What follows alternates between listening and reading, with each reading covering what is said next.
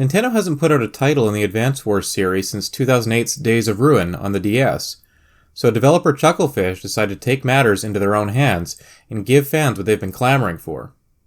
For over a decade, many have begged for another Advance Wars game, and while it might not share the name, Wargroove delivers in spectacular fashion. It changes up the gameplay in a number of ways, most of them good, but the end result is still an immensely satisfying turn-based strategy game with loads of content and replayability. Wargroove's campaign mode sees hero Mercia go on a journey to avenge her father and vanquish the evil powers that have assaulted her homeland of Cherrystone. With her trusted advisor Emmerich and faithful hound Caesar, she sets out to acquire allies and prepare for the ultimate showdown. In doing so, Mercia visits 3 other factions that represent different territories of the game world, and the commanders of these factions become both your teammates and rivals. The basic gameplay involves producing units like swordsmen and knights, capturing buildings, and eliminating enemy units. The story elements are funny and compelling and serve as a nice backdrop for the more thoughtful and strategic gameplay. Each of the 7 acts has about 3 story missions and a couple of side missions, with the latter allowing you to learn more about each commander. Finishing the side missions also opens up new characters to play as in arcade mode. Arcade mode pits each of the game's commanders against a series of 5 opponents in 5 different battles, with map layouts that aren't seen in campaign mode. After choosing among easy, normal, and hard difficulty levels, you play through all 5 battles in succession, but a loss ends your run and forces you to start over. Playing on a higher difficulty setting rewards you with more stars, which are used to unlock art in the gallery menu. Stars are also earned in the campaign and puzzle modes and represent a neat way of tracking your progress. Puzzle mode features 25 stages that must be completed in a single turn. All of the stages are available from the start, but the ones near the end of the list are extremely elaborate and require an immense amount of thinking and planning. It's a nice chess-like take on the gameplay, and perfect if you don't have 30 or more minutes to set aside for the regular maps. In terms of multiplayer, a local hot seat option allows 2 to 4 players to take turns passing the switch in portable mode from person to person. Online multiplayer allows you to join and host games for friends or play a quick match against a random opponent.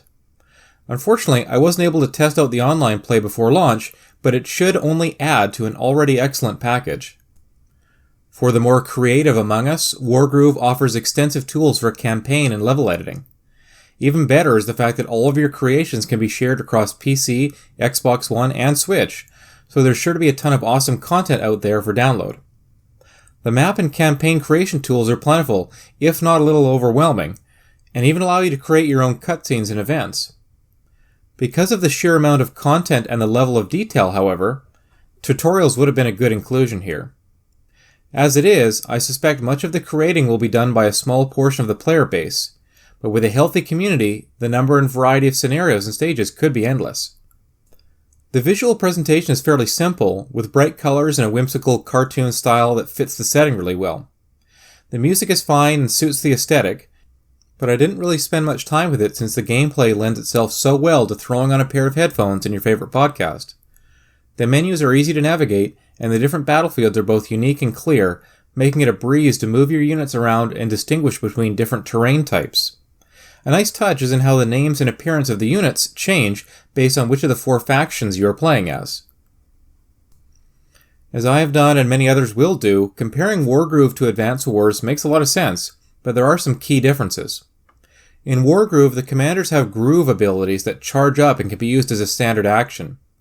Mercia's ability allows her to heal herself and units around her. Other commanders can, for example, summon units to their side or leap into a group of foes to damage them. The CO powers in Advance Wars seem to be more impactful and game-changing by comparison, often affecting more of the battlefield. As well, rather than granting specific bonuses to all units of a given type, or making certain purchases cheaper or more expensive as in Advance Wars, the commanders in Wargroove are simply powerful units. They don't alter the attack or defense of lesser units. Instead, all units like trebuchets and mages have a specific condition that enables a critical strike for extra damage. For instance, if an archer doesn't move and only attacks on their turn, the attack will hit for extra damage. Another significant difference is that captured buildings can defend themselves and restore allied units' hit points for a price. In spite of how solid the overall experience is, Wargroove does have a couple weaknesses worth mentioning. When looking at a unit's strengths and weaknesses, you see small portraits that indicate how your unit would fare against others, and the size and detail of the portraits makes them hard to distinguish. Into the Breach, another standout turn-based strategy game, allows the player a do-over once per map, but Wargroove doesn't offer such an option, and it would have been nice to see. It hurts to accidentally end a unit's turn and lose a scenario you've been playing for over an hour. Finally, the campaign mode stages award up to 3 stars and a letter grade for completing each one, but it's not entirely clear how to earn 3 stars or an S ranking.